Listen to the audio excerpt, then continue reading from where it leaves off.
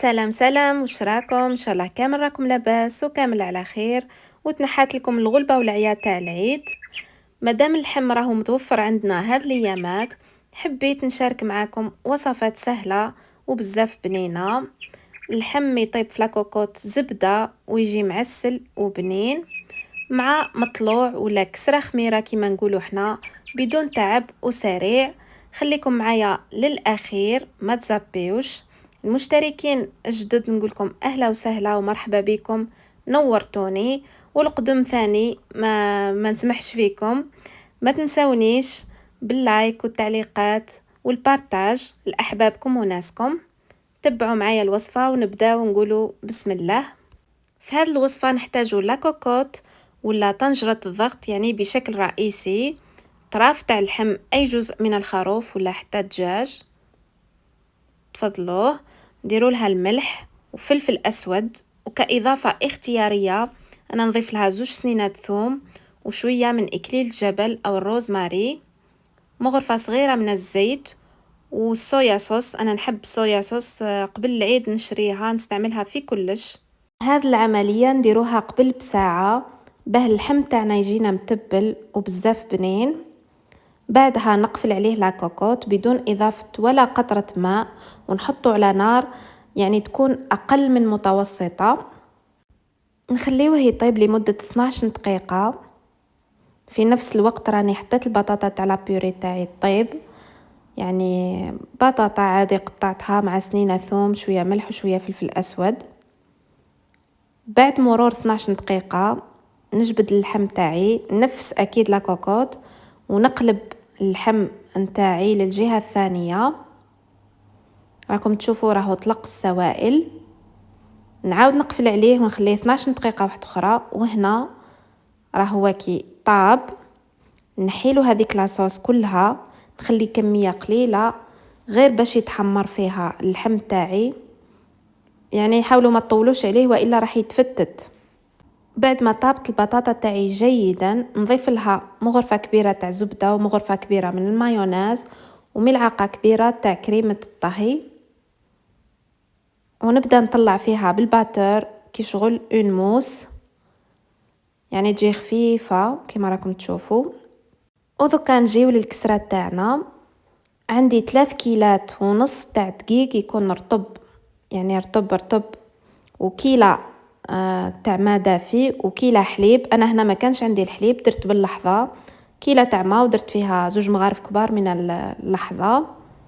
الملح وملعقة كبيرة من السكر وملعقة كبيرة تاع الخميرة. حطيت الحليب تاعي الدافي مع الماء، نضيف عليه ملعقة السكر وملعقة الخميرة تاع الخبز، ملعقة تكون معمرة بومبي، واذا درتو كاس كبير ديروا ملعقة ونصف. خلطوا الكل بواسطة فوي.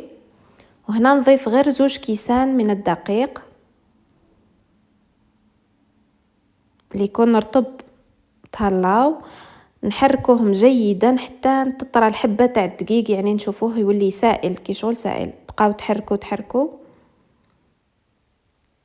بعدها نضيف عليه السانوج والملح، الكمية اللي تفضلوها نتوما. كاين ما يحبش السانوج ما ديرش عادي.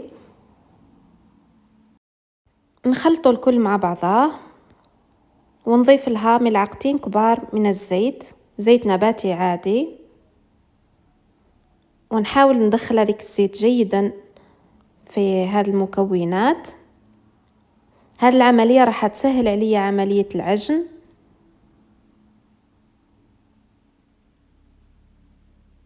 نضيف ذكا الكيلة ونص اللي بقات لي من الدقيق. هذه المقادير راهي مضبوطة، اللي تحب تضاعف الكمية تضاعف، تولهوا برك الكمية الخميرة إذا زدتوا في الكمية تاع الدقيق.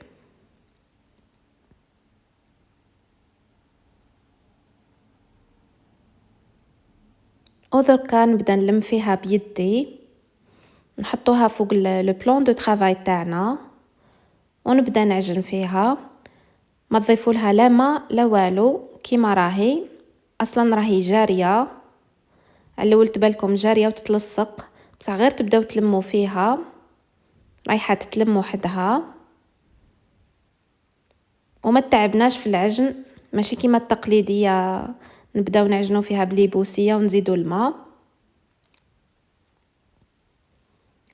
انا صراحه ما نحبش كسره الخميره اللي تجي بالفارينه، لانها غير تبرد تبدا تتلوط، هذه حتى تبقى هكذاك كيما راهي وتجي خفيفه.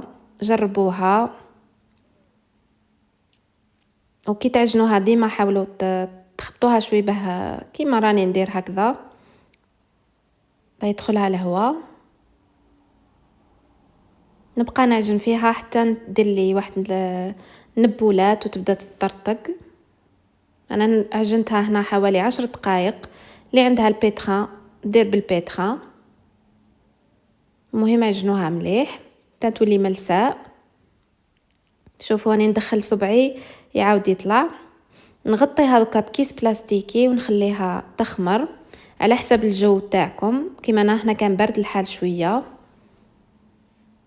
ها هي بعد ما تضاعف الحجم تاعها ندير يدي في شويه زيت ونهبط لها الخمور ولا الطلوع نتاعها، نقسمها الى كويرات.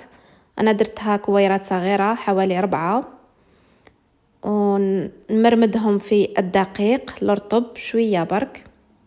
انا نحب هكذا به كل واحد يهز قرصه تاعو، خاصه المبتدئات راح تساعدهم.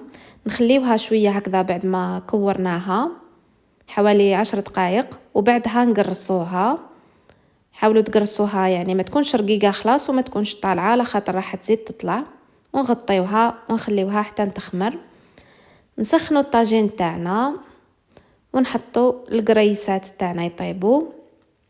كي نحطوها نتولهو غير تبدا تتنفخ وتدير في النبولات، ما تخليوهاش حتى تحمر من الجهه التحتانيه. وسمحوا لي على صوتي راني مريضه، ادعيوا لي بالشفاء. هكذاك وقلت والله غير خلي نحط هذا الفيديو. كيما هذا النبولات نقلبها، وديما فوتوا بهذه الاداه. انا كانت ما ربي يرحمها تقول لي هاكي دي معك ذراعك نعيط لها ذراعي هذه. نعاود نقلبها الجهه الثانيه، ودركا نثقبها بواسطه كوردون ولا موس باش نخرج لها الهواء، ونفوت عليها بهذيك الاداه ديما باش تجي حمرا كيف كيف. وحركوها مره مره.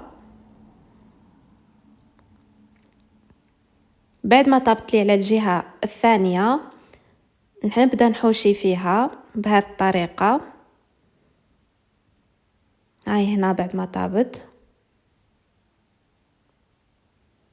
تجي فيها الرشمه كيما منا كيما من هي. وهنا البلايص اللي ما تحمروا ليش مليح بالشاليمو نفوت عليها ونحوشيها باش تجيني حمراء. وهذه هي نتيجة أطباقنا لنهار اليوم. ما شاء الله، يعني حوايج بسيطة بصح بزاف بنينة. نتمنى أن هذه الوصفات تعجبكم وتجربوها. هذيك لابيوري سربيتها في هذوك الأكواب. أنا نحب نستغل معني يعني في كل حاجة نجبدهم. حطيتها بلا بوشادوي وزينتهم كيما هكذا تزيين بسيط. والكسرة هذيك ريحتها ما نحكي لكمش، حتى الجارة طلت من الريحة تجي ما شاء الله.